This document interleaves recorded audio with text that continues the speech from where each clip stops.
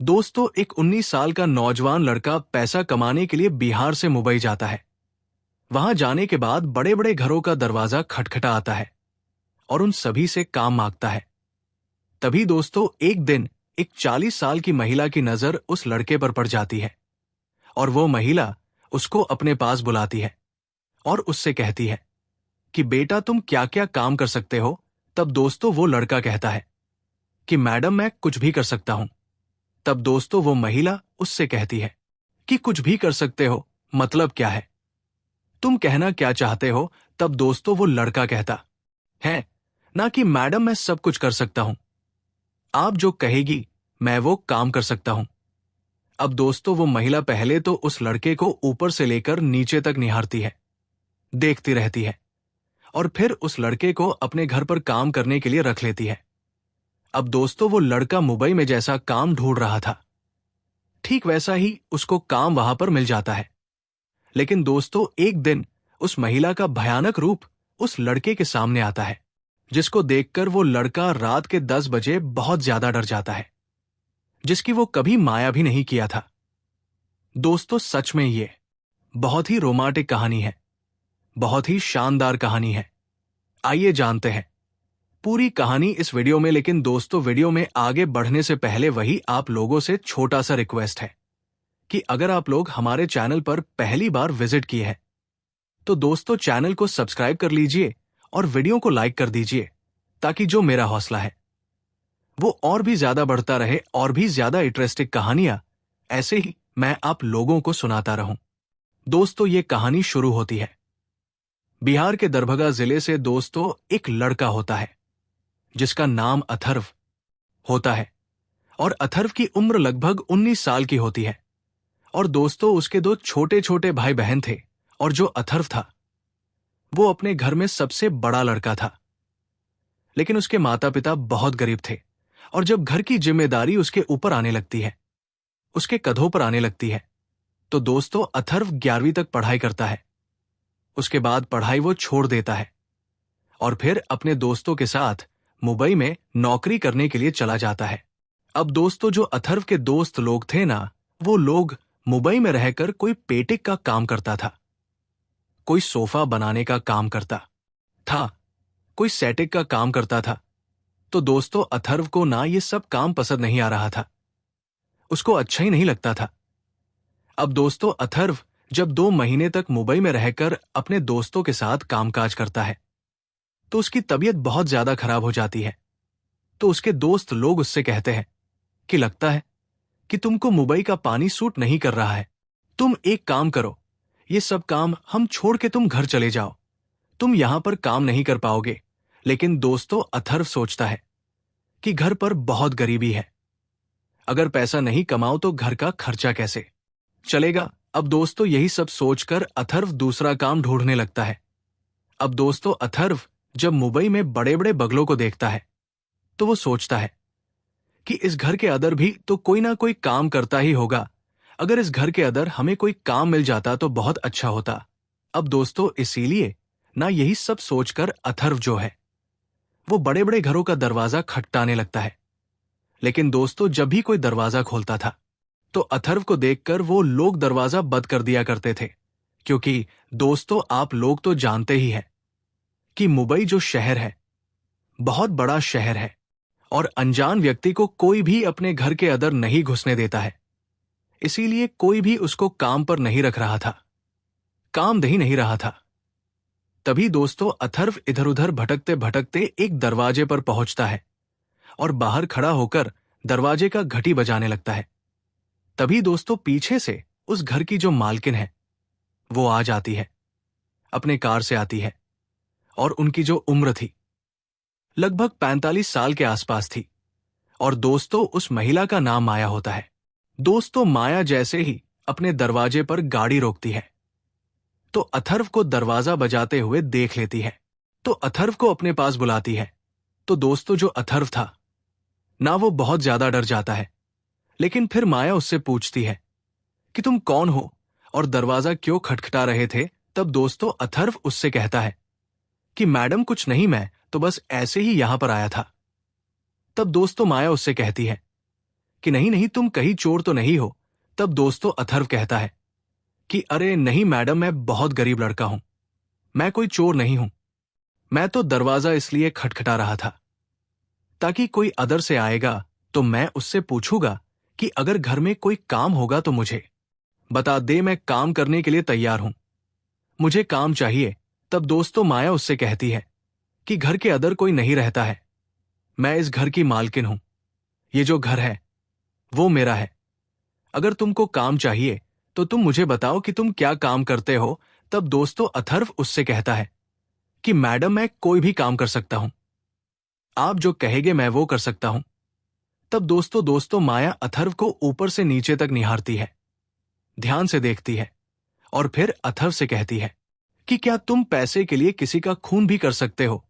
अगर मैं तुमको 4 करोड़ रुपए किसे दिलवा आगी, किसी से पैसा तुमको मिल जाएगा 4 करोड़ रुपए, तो क्या तुम किसी की जान ले सकते हो? अब दोस्तों ये बात सुनकर जो अथर्व था ना, उसका हाथ एकदम से कांपने लगता है और अथर्व कहता है कि मैडम आप रहने दीजिए, मुझे आपके घर में कोई काम नहीं चाहिए।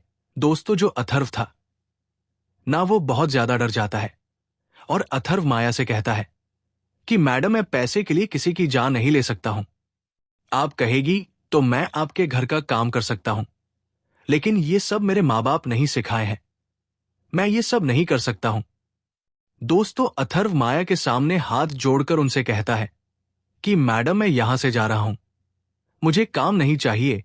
तभी दोस्तों माया उसको अपने पास बुलाती है और उससे कहती है कि मैं तुम्हारा परीक्षा ले रही थी, मैं सोच रही थी कि कहीं तुम भी उन्हीं लोगों में से तो नहीं हो जो पैसे के लिए कुछ भी कर सकते हैं। कोई बात नहीं, तुम्हारा व्यवहार मुझे बहुत अच्छा लगा है, तुम हमारे घर में रहकर काम कर सकते हो, मैं तुमको काम पर रख सकती हूं।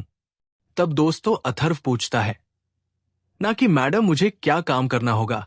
तब दोस्तों माया कहती है कि ज्यादा कुछ नहीं है, घर की साफ सफाई करना है, घर का देखरेख करना है, बस घर के अंदर ही तुमको काम करना है और सैलरी की कोई बात नहीं है, तुम जितना सैलरी कहोगे मैं तुमको दे दिया करूंगी। तब दोस्तों अथर्व कहता है ना कि मैडम ठीक है, मैं कल आपके घर पर आऊंगा और सारा अपना सामान लेकर आऊंगा, तो कल से काम शुरू करूंगा। अब दोस्तों इस तरीके से जो माया थी अपना कार लेकर अपने घर के अंदर चली जाती है और जो अथर्व था वो दरवाजे से ही वापस अपने दोस्तों के पास चला जाता है और अपने दोस्तों के रूम पर जाकर उनको बताता है कि भाई हमको बहुत अच्छा काम मिल गया है, मैं कल से अब वहीं पर रहूंगा। अब दोस्तों इस तरीके से अथर्व अपने दोस्तों के रूम से सारा सामान अपना एक बैग में पैक करता है और पैक करने के बाद अगले दिन माया मैडम के घर पर पहुंच जाता है। दोस्तों अथर्व जब माया के घर पर आता है तो देखता है कि जो माया का घर है वो बहुत आलीशान है और घर के अंदर वो अकेली बैठी हुई थी, उसके अलावा घर में और कोई भी नहीं था। अब दोस्तों इस तरीके से अथर्व जब पूरे घर को देखता है तो घर दिखने में ऐसा लग रहा था जैसे कई महीने से घर की साफ सफाई नहीं हुई थी। तो दोस्तों अथर्व न सुबह से लेकर शाम तक घर की साफ सफाई करता है और जब शाम हो जाती है तब दोस्तों माया मैडम अथर्व से कहती है कि अथर्व तुम खाना भी बना लेते हो। तब दोस्तों अथर्व कहता है कि नहीं मैडम, मुझे खाना बनाना तो नहीं आता है, लेकिन मैं खाना बनाना अभी सीख रहा हूं और जल्दी मैं सीख जाऊंगा। तब दोस्तों माया मैडम कहती है कि कोई बात नहीं है, तुम मेरे साथ किचन में चलो, मैं खाना बनाती हूं और तुम देखते रहना, मैं तुमको सब कुछ सिखाती रहूं, घी बताती रहूं, घी तुमको भी अच्छा लगेगा, तुम जल्दी सीख जाओगे। अब दोस्तों अथर्व माया के साथ किचन में चला जाता है और जब माया उसको एक एक चीज के बारे में समझाने लगती है, बताने लगती है, तो अथर्व को बहुत मजा आने लगता है।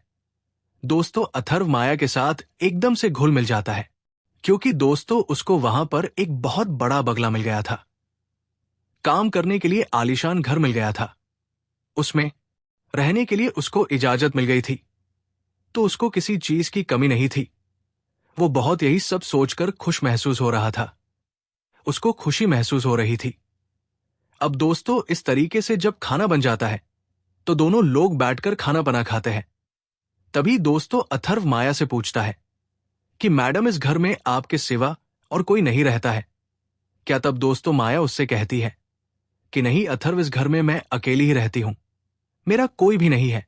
तब दोस्तों अथर्व पूछता है कि क्यों मैडम? तब दोस्तों माया कहती है कि मेरी किस्मत ही ऐसी है, मेरी जिंदगी में जो भी आता है वो मुझे छोड़कर चला जाता है, और देखना एक दिन तुम भी मुझे छोड़कर चले जाओगे।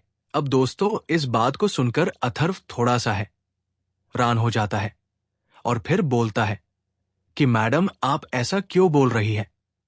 तब दोस्तों माया उससे कहती है कि देखो अथर्व, मुझे एक बीमारी है और वो बीमारी अक्सर रात को उभर जाती है। मैं बहुत परेशान हो जाती हूं, इसीलिए लोग मुझसे परेशान होकर मेरा घर छोड़कर चले जाते हैं।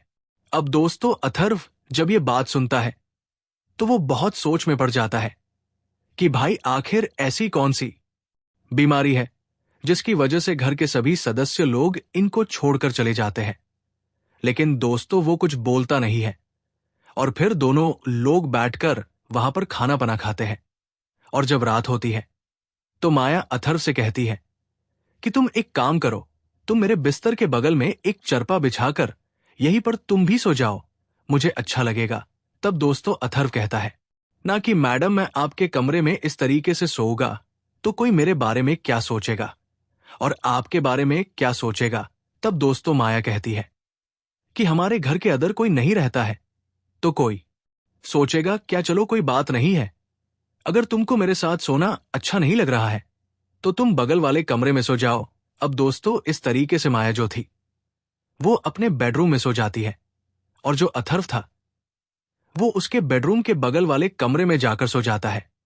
लेकिन दोस्तों उस समय अथर्व को रात को नींद नहीं आ रही थी, क्योंकि वह बहुत ज्यादा खुश था कि उसको इतने बड़े घर में काम मिल गया है, और काम भी कुछ है नहीं, बस साफ सफाई करना है।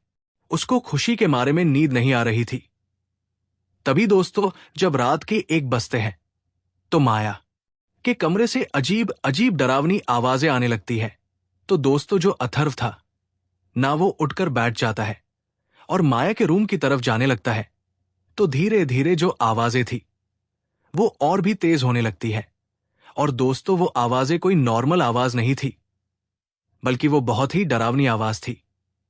अब दोस्तों अथर्व बहुत ज्यादा सुनकर डर जाता है, लेकिन हिम्मत जुटा आता है और वहीं पर डटकर खड़ा रहता है। और जब माया मैडम का दरवाजा अपने लात से खोलने की कोशिश करता है तो दोस्तों जब धक्का लगाता है ना तो उनका दरवाजा खुला हुआ था, और एक ही झटके में एक लात मारने पर दरवाजा खुल जाता है। दोस्तों अथर्व जब कमरे के अंदर जाता है तो देखता है कि माया मैडम के शरीर से सारा कपड़ा उतरा हुआ है, उनके बाल बिखरे हुए हैं, उनकी जो पूरी शरीर है पूरा एकदम टाइट हो चुकी है, और वो अजीब अजीब सी आवाजें निकाल रही है, बहुत ज्यादा शरीर से अगड़ाई ले रही थी। दोस्तों उस समय ना माया की स्थिति ऐसी थी कि अगर कोई भी उसको उस हालत में देखता तो सच में देखते ही डर के वहां से भाग जाता। लेकिन दोस्तों अथर्व जानता था कि उसके मैडम के साथ ये सब क्यों हो रहा है, इसलिए दोस्तों अथर्व वहां पर हनुमान जी की तरह डटकर एकदम से खड़ा रहता है, वहां से हटता नहीं है।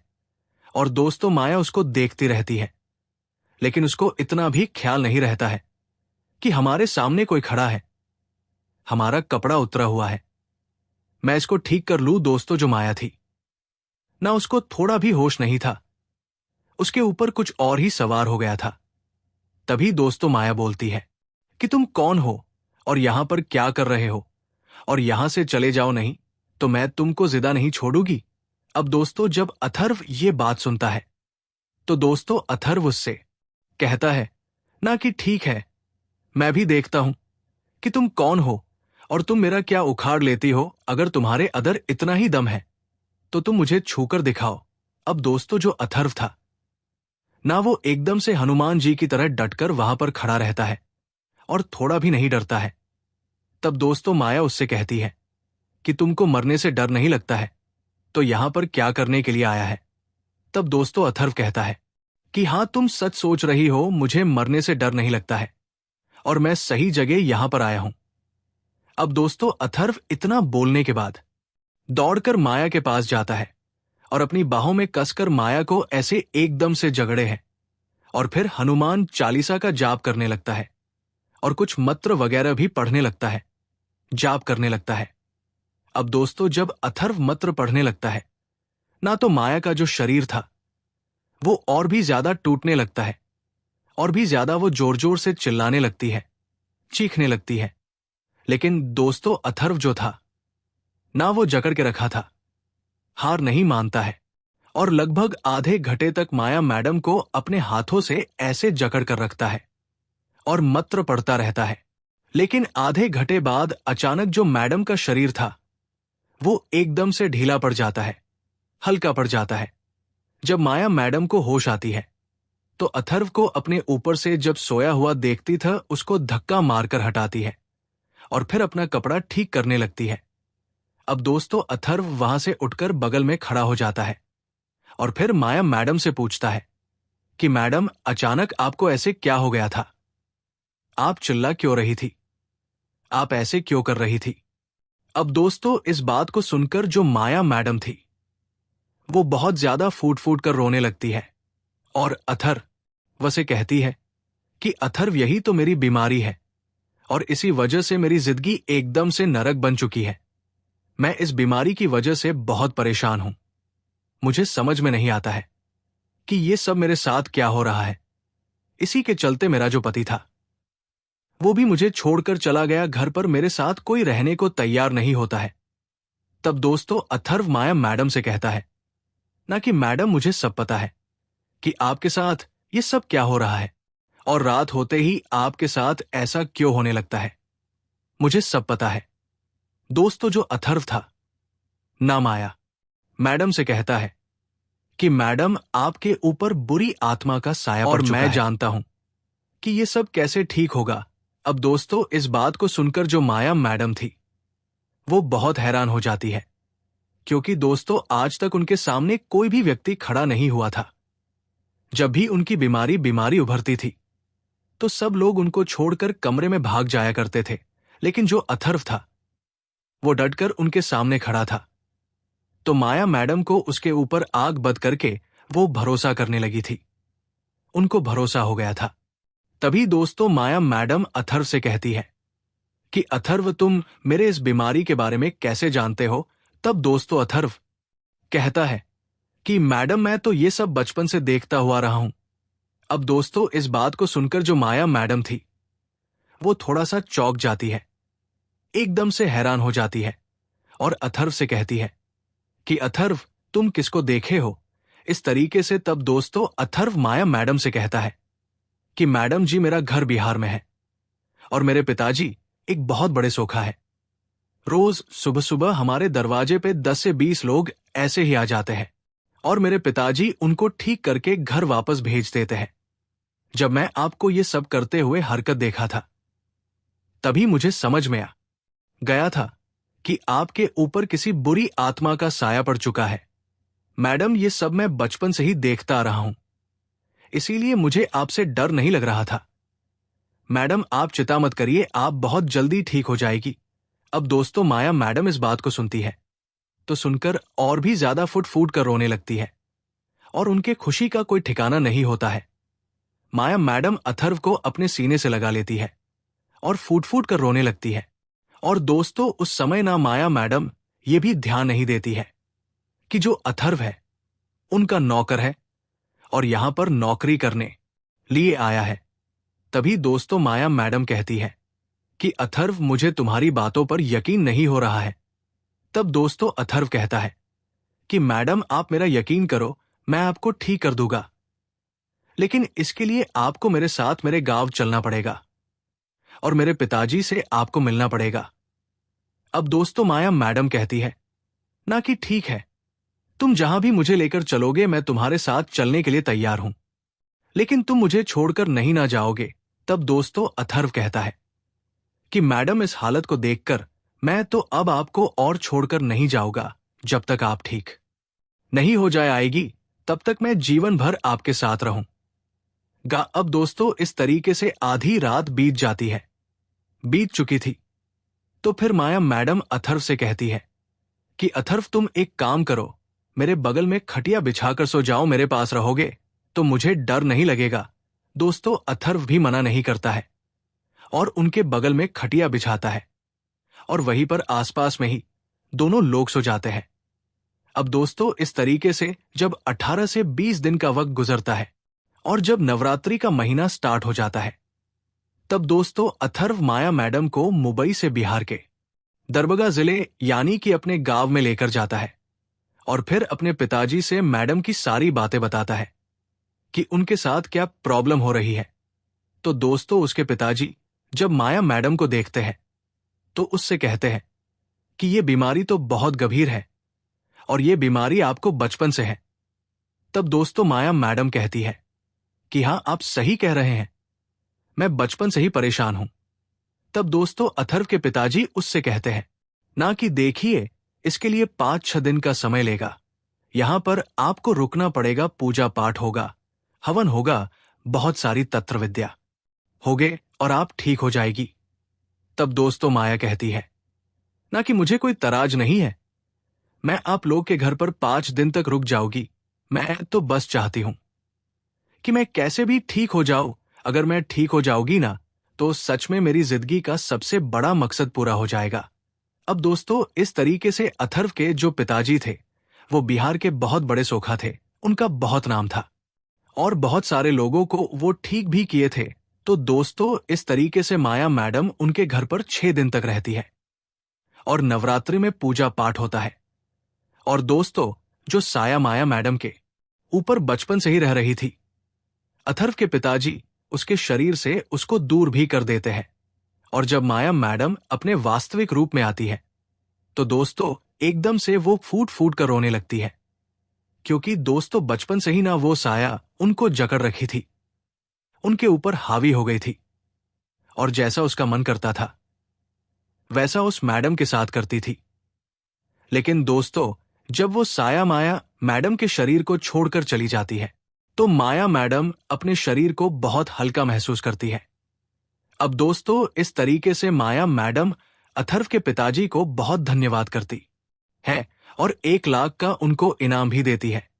उनका जो टूटा फूटा घर था उनको भी बनवा है।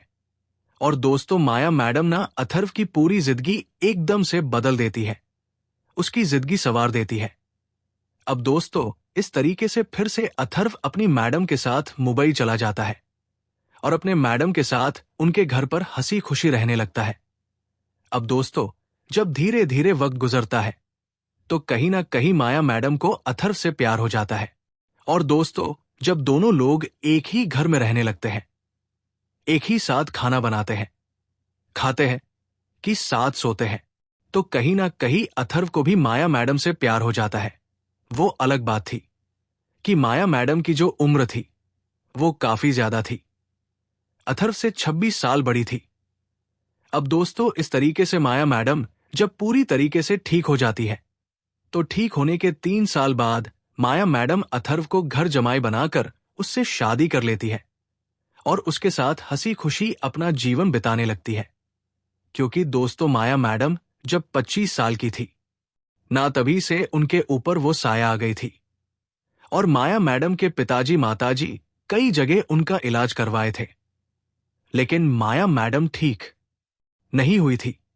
तो माया मैडम के माता पिता लोग सोचे थे कि हमारी इकलौती बेटी है, हम लोग के पास करोड़ों रुपए की प्रॉपर्टी है, किसी चीज की कमी नहीं है, तो क्यों ना सारी प्रॉपर्टी इसके नाम करा दिया जाए अपनी लड़की की और कोई घर जमाई लड़का देखकर इसकी शादी करवा दिया जाए जो इसका देखभाल कर सकता है। तो दोस्तों माया मैडम की शादी एक लड़के से हुई थी और वो लड़का माया मैडम के घर पर घर जमाई बनकर रहता था। लेकिन दोस्तों उनकी जो बीमारी थी उसको देखते हुए उनका पति बहुत डर जाता था और इसी वजह से उनको छोड़कर चला गया था और माया मैडम अपने घर पर तभी से अकेले रहने लगी थी। तो कुछ दिन बाद उनके माता पिता भी गुजर गए थे, तब से वो एकदम से अकेली पड़ चुकी थी।